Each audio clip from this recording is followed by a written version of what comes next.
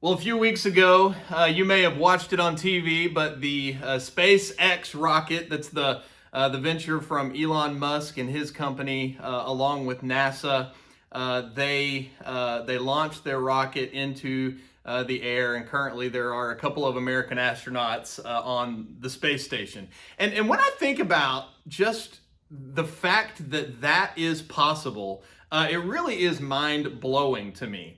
One of the interesting things, if you read about some of the things that Elon Musk is thinking about for the future, he is one of these guys who considers space to be this next frontier that we're going to be able to colonize and do all those kinds of things. And it is completely and totally mind blowing to me to think that any of that could possibly be. As I was watching that rocket go into the air, I was just thinking about the science behind it, right?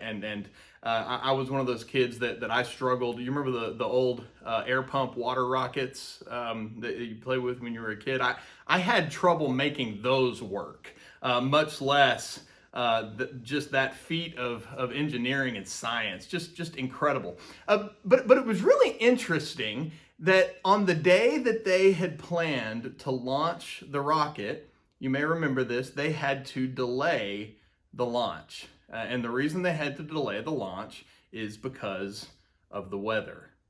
Right? And it's so interesting to me, we can be so in awe of that kind of science, but no matter what kind of technology, no matter what kind of abilities that we show in that, we're still under the umbrella of, if you will, or we are under the will of the weather. And it's interesting to me that these two forces, when they collide, right, one always will win, because in that instance, no matter what kind of science was there, no matter what kind of engineering was there, the environment wasn't right to move into orbit, right? I want us to think about what kind of environment it takes for God to move. What kind of environment does it take for God to move? Is God looking for the right kind of weather, per se?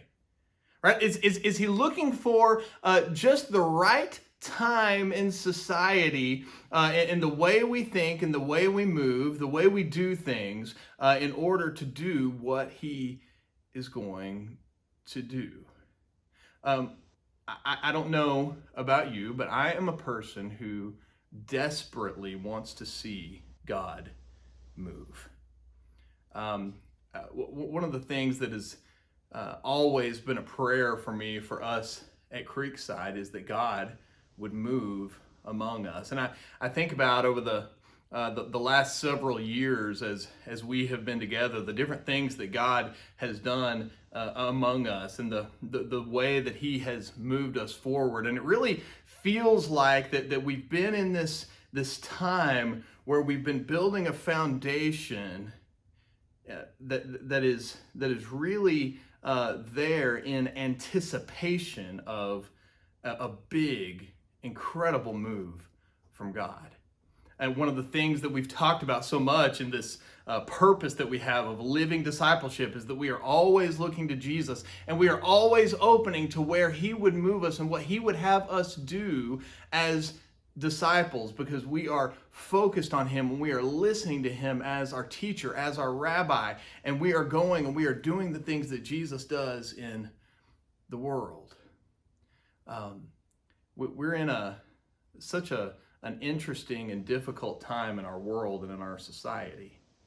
And I think it could be really easy for us to look at the times that we're in and say, you know what, this is not the environment for God to really do anything. We're going to have to get past COVID, right? We're going to have to get past the racial tensions. We're going to have to get past this unrest that's in our society in order for God to move.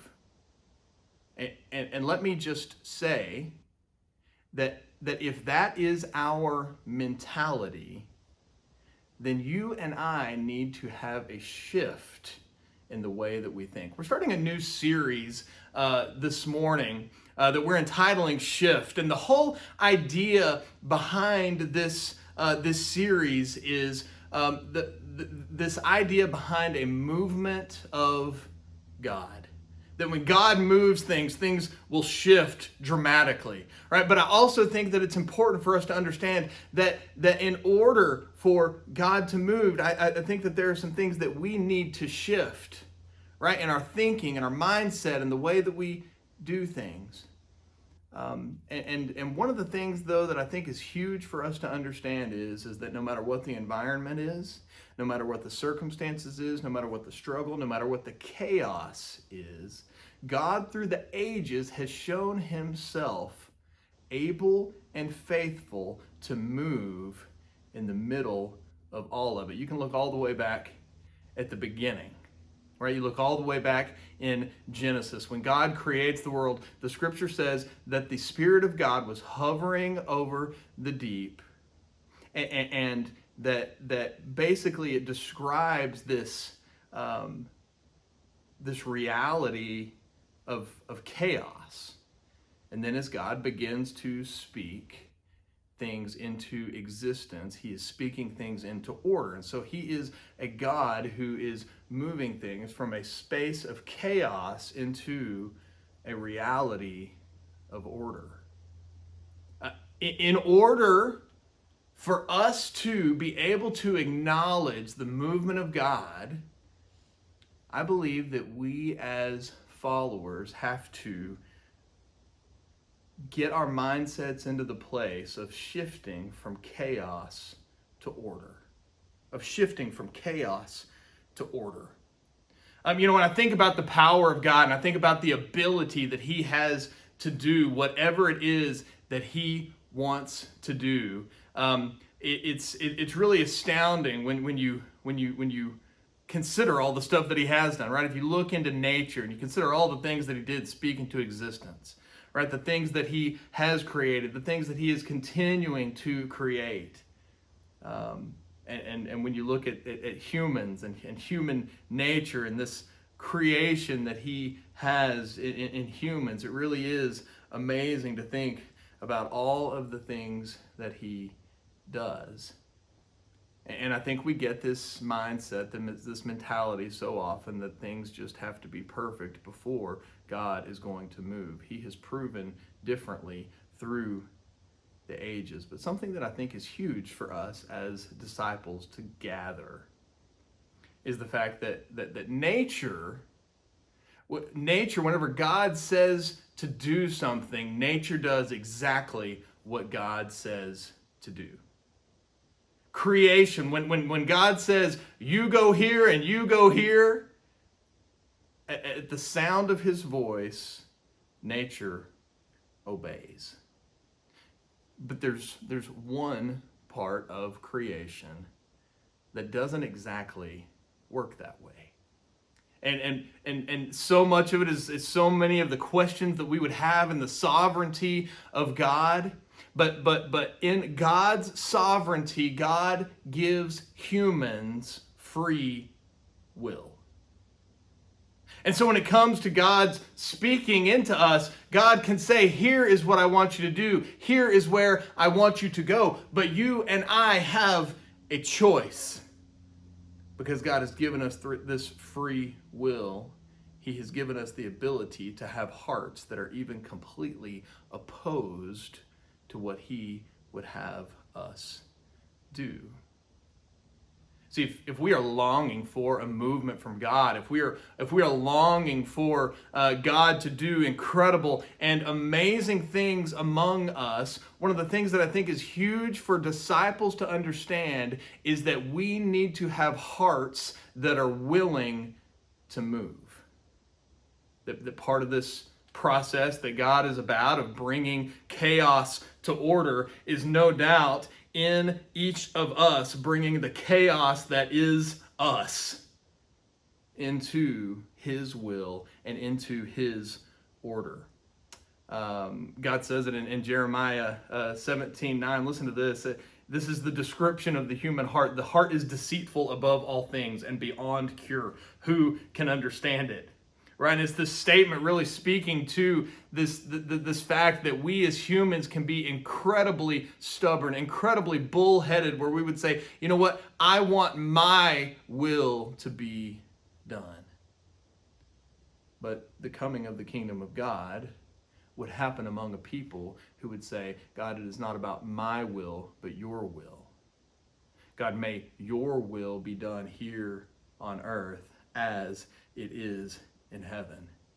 And I believe that that starts with us as individuals. And so a question that I would have in this idea of God bringing the chaos into order is, are we willing first to turn our hearts to him? Are we willing first to turn our hearts to him? See, there's this interesting thing that happens, I think, whenever our hearts do whatever it is that we want to do. We believe that when we do that we are exercising our freedom. Right? It's this idea of nobody can tell me what to do. Nobody can tell me where to go. I am my own person. I think in my own ways. I do the things that I want to do. And so we run towards this understanding that we have of freedom, that nobody can tell me what to do. But undoubtedly, that pursuit always ends in the exact opposite of where we wanted to be. That pursuit of freedom ends in slavery. And it's so important for us to see that even in the middle of slavery, right, God has not given up and does not give up on his people. I want us to actually look at Exodus chapter 6. Exodus chapter 6, and this is obviously part of the bigger story of God leading his people, the children of Israel, out of slavery under the Egyptians. It's what the entire book and story of Exodus is talking about. But I want us to look at this little section because I think it really gives us a view and an understanding of the hearts of the people and also the heart of God for his people. Listen to this. This is Exodus 6, starting in verse 1. Then the Lord said to Moses, "Now you will see what I will do to Pharaoh. Because of my mighty hand, he will let them go. Because of my mighty hand, he will drive them out of his country." And I just want to stop right there and take notice that God understands that this endeavor of bringing his people out of slavery is his job. He doesn't say because of the ingenuity of the people. He doesn't say because the people are willing to step towards freedom, because the people want their freedom so much. No, he says because of my mighty hand. This is something that I am going to do. And I want us to notice as we read this, the parallels that are there in this narrative with God's people in Exodus, the parallels that are there with God's people today. It is by his mighty hand that we are going from slavery to freedom. Verse 2, God also said to Moses, "I am the Lord. I appeared to Abraham, to Isaac, and to Jacob as God Almighty. But by my name, the Lord, I did not make myself fully known to them. I also established my covenant with them to give them the land of Canaan where they resided as foreigners. Moreover, I have heard the groaning of the Israelites, whom the Egyptians are enslaving, and I have remembered my covenant." I just want to take notice here, the heart of God who listens to the groanings of his people, right? The difficulties that they are enduring, and God's heart goes out to them. God's heart is for them. Once again, the parallels from God's people in Exodus to the parallels of God's people now, that he hears our groanings. He hears the difficulties that we go through, and he remembers his covenant with them. This covenant that was given to Abraham generations before, where God had promised him, "I'm going to make you into a great nation." And God is making good on that covenant, making good on that promise. Therefore, say to the Israelites, I am the Lord, and I will bring you out from under the yoke of the Egyptians. I will free you from being slaves to them, and I will redeem you with an outstretched arm and with mighty acts of judgment. I will take you as my own people, and I will be your God. Then you will know that I am the Lord your God, who brought you out from under the yoke of the Egyptians. And I will bring you to the land that I swore with uplifted hand to give to Abraham, to Isaac, and to Jacob. I will give to you as a possession. I am the Lord. Moses reported this to the Israelites, but they did not listen to him because of their discouragement and their harsh labor. One of the things that I want to point out that's so important for us as disciples, for us as believers, is to understand that if God is going to move among us, that maybe the first ways that he would move among us is to bring us a shift where we are shifting from slavery to redemption, where we are shifting from slavery to redemption. This word redemption that's used there in verse 6 as God is describing what he is going to do to the people is such an important word. And it's not a word that we just see here in Exodus. It's a word that we see peppered throughout Scripture, even into the New Testament. And it's this word, and we talked about this a few weeks ago, where it's this word that is designed to denote a freedom from slavery, bringing from slavery to freedom. It's this redemption, right? And the word also has connotations with what God has been doing in the world from the time of the fall, when Adam and Eve are in Eden and everything is perfect exactly the way as it should be, and sin comes into the world and the fall of man comes, and this need for redemption becomes apparent. Before everything was perfect, before there was not this division between God and man, the sin comes into the world and changes that completely. One of the things that redemption does is that redemption acknowledges the problem. See, God's goal from that time has been in this process of redeeming, restoring all of creation back to himself. And key to that has been the redemption and the restoration of the relationship between God and people, where he would even bring us out of the bondage that sin is, and where he's bringing us back to himself. And so this word redemption assumes that there has been slavery. And one of the things that we have to grasp as redeemed people is this memory, this understanding that we used to be slaves.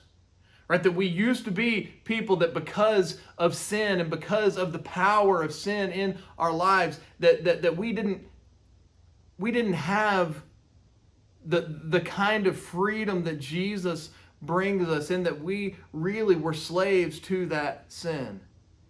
Right? That sin was the thing that called the shots in our lives.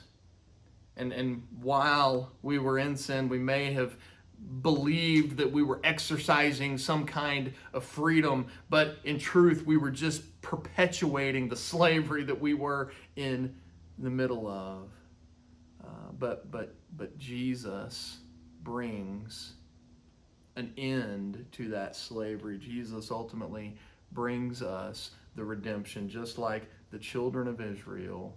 He brings us that redemption, that freedom from the bondage of sin. We all have been bought back. We all have been given our freedom in him. You may have noticed the verse that was there in verse 9, and I'll just read it again. Moses reported this to the Israelites. And you can imagine what this report was like. Moses goes to the Israelites. Congratulations. I've got great news. I've got beautiful, wonderful, amazing news. God is calling you out of slavery. You are going to have your freedom. But they did not listen to him because of their discouragement and their harsh labor. You know, I can only imagine what it would have been like to be a slave. I was born into freedom. I've had freedom my whole life. You know, maybe when I was a kid, a teenager, I may have felt like I didn't have my freedom, right? I may have felt like I had to exercise some kind of rebellion to gain my freedom from my parents. I don't know. You can ask them about that. But I've been born into freedom. I've experienced freedom in the sense of the lack of slavery my entire life. But I can only imagine what it would have been like for someone who has not experienced that. For the 400 plus years that the children of Israel were in slavery, generation after generation after generation would have been born in slavery and would have died in slavery, where every day that you wake up is another day that you simply do what the slave master tells you to do. If you don't do what the slave master tells you to do, then you're going to get beat, and you might even be killed, because ultimately they are the ones with the power, and they're the ones that direct your life. They're the ones that decide you go here and you go here. And freedom is something that is an absolute unknown for them. And you can imagine that at times, maybe some of the slaves, as they were sitting together and talking during a break, or maybe at night before they were going to sleep, that maybe they would have conversations with one another, talking about what freedom might be like.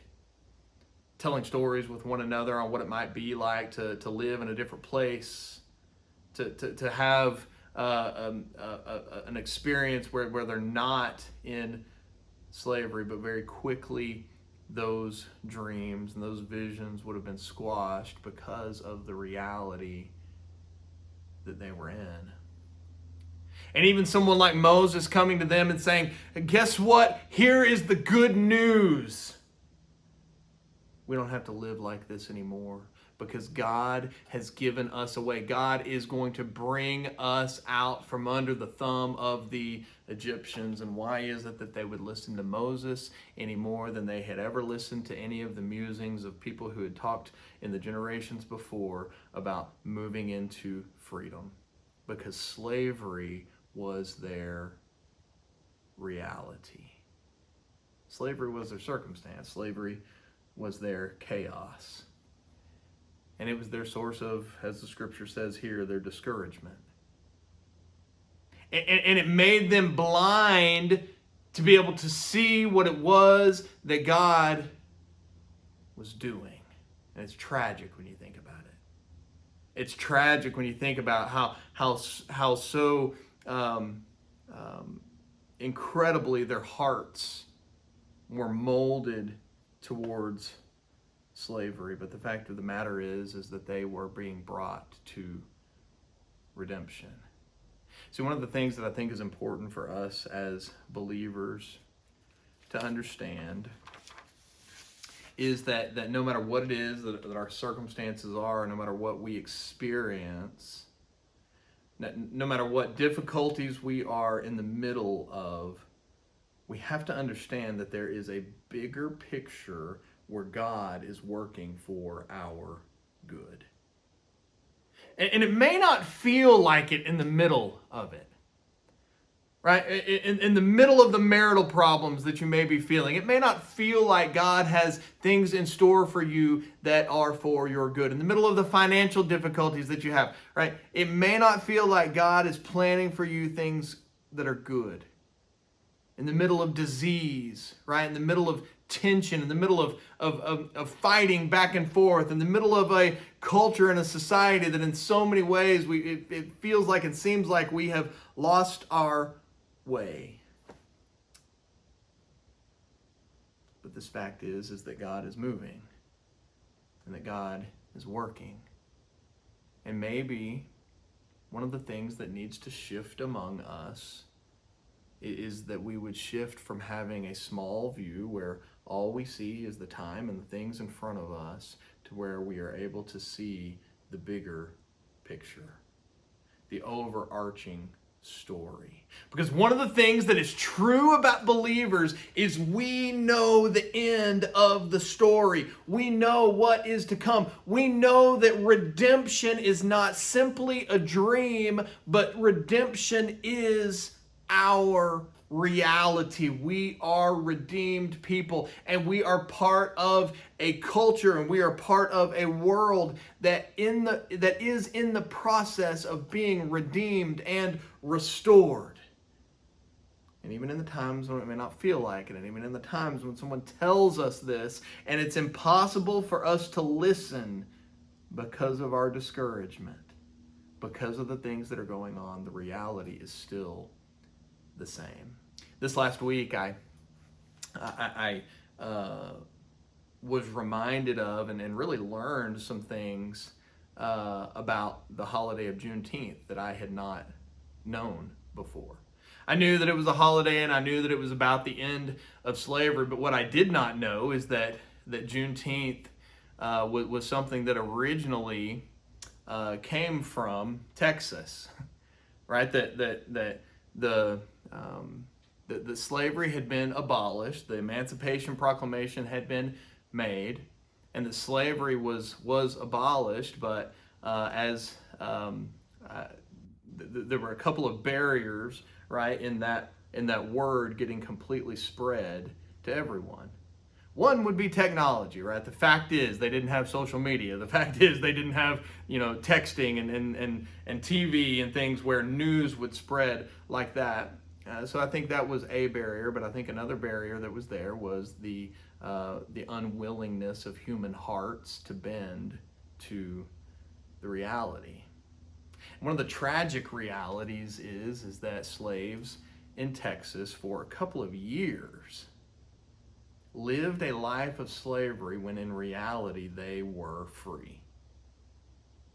When it came down to the law, they were completely and totally free people. And you think about all the struggle that they went through in those 2 years, the people that no doubt died, the people that no doubt went through all kinds of terrible and awful things. But the fact is that they were free. I think it's obviously a very timely illustration and a very timely thing for us to consider and to think about when it comes to the atrocities of slavery. And I think it also is such a good metaphor and such a good example for so often what the reality is for believers. Right, where we lose sight, or maybe even we don't know what is happening in the larger picture. But the reality is that we are free people. The reality is that we have been set free. These difficulties that we experience are momentary. They are simply things that are related to the death and decay that has already been defeated. My prayer is that we will be people who take hold of that we would be people who live in that. I want so badly to see God move among us. I want so badly to see his kingdom come and be here on earth as it is in heaven, for God's will to be completely and totally done, right? Where the kingdom grows and the kingdom flourishes. My prayer is that whatever it is that needs to be done in us, that he would do that in us. And I think that one of those things that we need to do is to open our eyes and to look at the big picture. To understand that even if we don't understand the big picture, even if we can't really see it, but that we know that it's there and that gives us hope and that gives us a peace, to know that the difficulties that we experience are simply momentary difficulties. See, I think when we can do that, when we can understand that God really is in the midst of it all, that God really is for us, that He really does have great and amazing plans for us, that it really is true that He is working all things together for good for those who love Him. I think when we do that is when we start to see the movement of God. See, so often the movement of God is something that is happening, but we simply cannot see it. And so maybe the prayer is to pray that we would have eyes to see when God is moving. I want us to think about the terminology "what if" for a moment. What if? And we've talked about this some over the last few weeks, but I think "what if" is a term that people have been using a lot over the last several weeks and months. What if? And so often it's in negative terms, right? What if? What if this virus takes hold? And what if hundreds of thousands, even millions of people die? Right? And what if that's not just a statistic? What if it's me? What if it's you? What if it's someone that I love? What if I lose my job? What if we can't go on and do church the way that we have wanted to do church?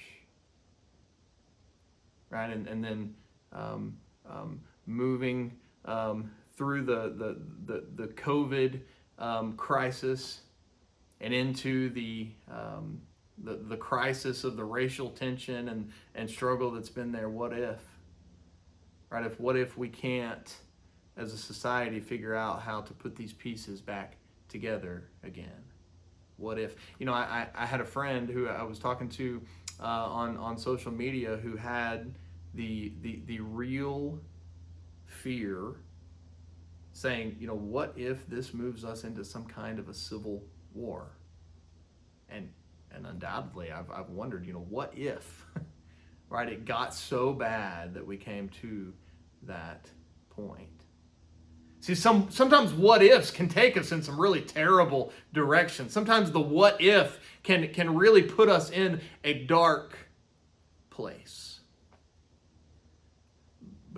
But so often the problem with the what ifs that take us to the dark places, so often the problem is that what if does not acknowledge the bigger picture of what we know is coming and what we know is reality with redemption.